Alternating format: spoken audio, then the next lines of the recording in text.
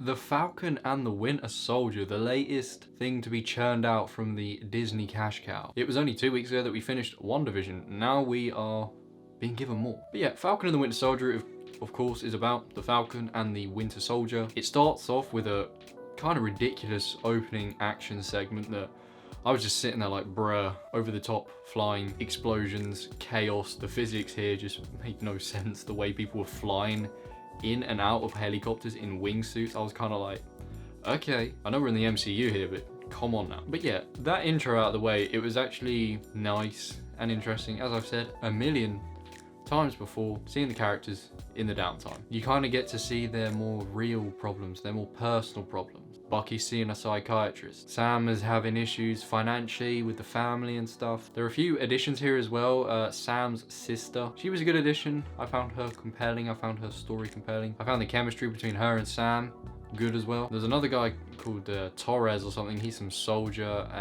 Nah, I'm not digging it. I don't want to sound mean, but I don't think his acting's very good. He didn't sound that convincing. It sounded like he was acting. You know those ones? And I'm not really that drawn in by his sort of subplot that's going on. I'm just a bit like, I'm not really bothered. I'd rather just see Bucky and Sam. We got a little bit of Don Cheadle in this as well. He featured very briefly. Nice to see him. I'm hoping we see more of him. You know, you don't just bring War Machine into a little cameo appearance for one episode, so I imagine he's going to be back for more. And there's a little side plot going on with this gang that don't really seem that interesting. But I guess it's something that's going to involve Sam getting tied up in and then Bucky getting tied up in. So I guess we see where that leads. Like, that looks like that's going to be the main plot. Doesn't seem like it's going to be anything too grand scheme, which is probably for the best after WandaVision. The ending was bizarre. Do you remember at the end of Endgame, Captain America gives his shield to Sam, and obviously he says it feels like it belongs to somebody else, and he follows through with that by giving the shield to a museum, which I'm thinking, come on, dude. Even if you ain't feeling it yet, at least give it a try. But moving on from that, yeah, he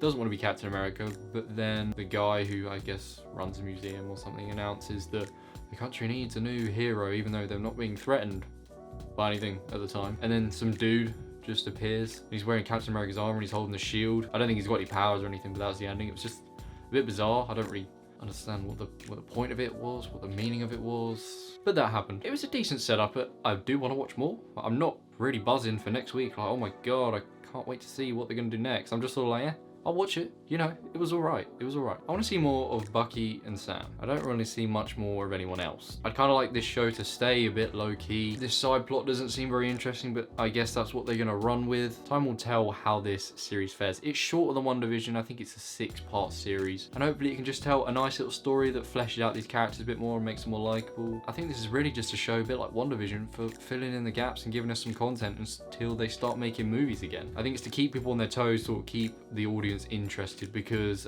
if nothing had been released since Spider-Man Far From Home, I wouldn't really be that invested in Marvel right now. So I guess this is just sort of keeping us just on the leash. But yeah, first episode, 6 out of 10. It was alright. It's got work to do. It's only the start. It could have done better, but it was okay. But yes, thank you for watching. I will see you next week for the episode 2 review and anything else in between. In a biz.